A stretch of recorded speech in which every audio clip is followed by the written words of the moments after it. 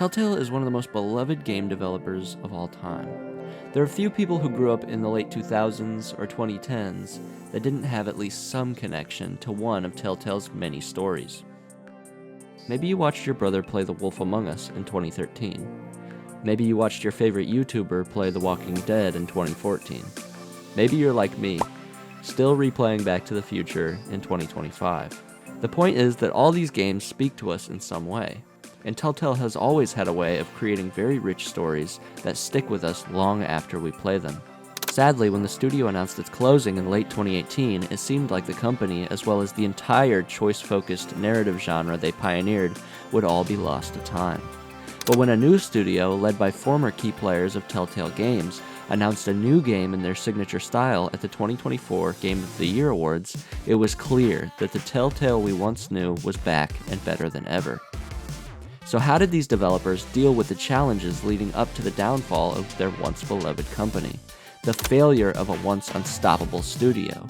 How did they regroup and start over from the ground up and go on to release a genre-defining narrative game that rivals any and all previous titles from their past?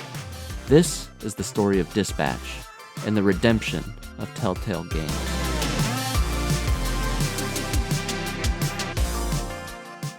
Telltale was founded in 2004 by 3 former LucasArts employees, and with the focus of making story-driven point-and-click adventure games.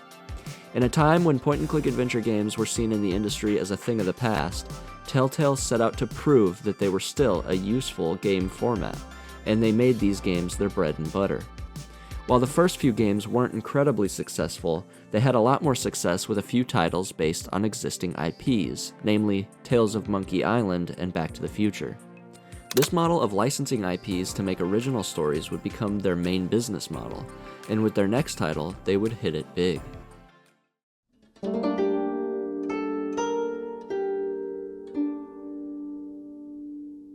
The Walking Dead Season 1 released on August 24th, 2012, and absolutely skyrocketed the company in popularity, bringing their games to an entirely new level within the industry. Where The Walking Dead differed from the other games in Telltale's catalog at the time was by just how much player choice played a factor in the direction of the game's narrative. The choice-based narrative system made players feel like our every choice mattered and got us extremely invested in the story and the characters as a result. When you'd make a decision that you didn't know was the right one or not, and you'd be met with a sad expression from the characters and text that said, "Clementine will remember that," it made you feel like you impacted the story and the characters, and it made the story feel extremely real and personal.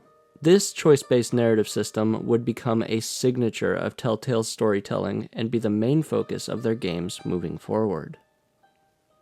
Sadly, there was a major problem with Telltale's business model that started to show as the years went on. Namely, the IP licensing that was the main business model for Telltale by this point.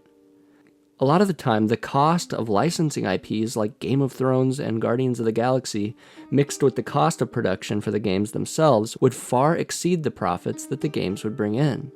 And instead of making more original stories and opting out of licensing IPs, the studio heads decided instead to take on multiple projects at once to maximize income to the studio. This would prove to be the fatal mistake for the studio, as it stretched their staff incredibly thin, while driving up production costs and leading the studio to ultimately release more mediocre stories and gameplay experiences that would end up flopping and bringing in little profit. This would culminate in the studio suddenly laying off their entire staff and announcing their imminent closure in October of 2018. This announcement would take their fans by surprise, and although a new company would take up ownership over Telltale Games, many feared that the studio would never be the same. Amidst the fall of Telltale Games, though, a few key developers would form a new studio called Adhoc Studios that would strive to return to the roots of what made Telltale Games so great. Initially, they would be tasked with taking up the development for The Wolf Among Us 2 from Telltale Games, but in the background, they started to lay the foundation for an entirely new project.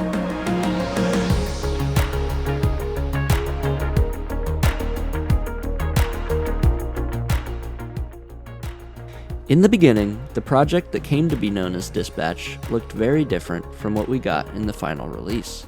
The idea in the beginning was to make a live-action interactive video game television show hybrid, basically taking Telltale's regular game formula but in a live-action format, with the focus of the story being a superhero workplace comedy.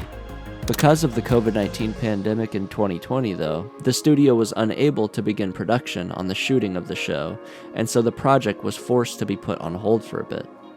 After a while though, instead of waiting for the end of the pandemic to begin production, the studio decided to instead rework the project into a more traditional animated Telltale-esque game. Dispatch is very similar in its foundation to the previous games in Telltale's catalog, but it is by far the most complex and polished of any game in this genre. The studio took everything they learned from their years at Telltale and dialed it to the max. The choices in this game are far more impactful than any Telltale game before, and the branching story is the most ambitious and complex of any game in this style or format. Every decision the player makes matters, and the story itself is the most well-written and rich story either studio has ever told. The characters always feel real and believable, and the choices you as the player make impact the story in a way that feels real and important, and as a result, you feel like you are part of the story. This game achieved the absolute peak of what Telltale originally set out to do with their choice-based narrative games. They created a game that is completely unique to each individual player, where the player plays a major part in the direction of the story and the fate of the characters in that story. Dispatch finally perfected Telltale's formula.